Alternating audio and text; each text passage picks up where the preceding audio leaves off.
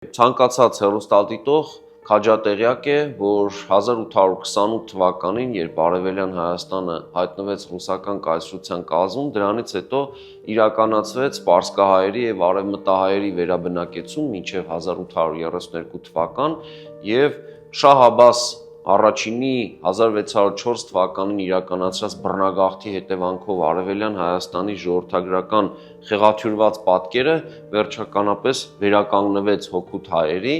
եւ փաստորեն 2 դար անց հայերը նորից մեծամասնություն կազմեցին իրենց մայրենի հողում։ Բայց քչերը գիտեն, որ այս գաղափարի հեղինակը եւ այս գործողությունների մեկնարկը տված անձը Սիմեոն Երևանցի կաթողիկոսն է։ Բոլորը բնականաբար կնշեն Ալեքսանդր Գրիբոեդովի ռուս մեծանուն գրողի անունը, ով զգալի աշխատանք է կատարել այդ վերաբնակեցումը հնարավոր դարձնելու համար, բայց ցավոք Սիմեոն Երևանցու անունը այս հարցում որևէ մեկը կամ շատ քչերը կնշեն։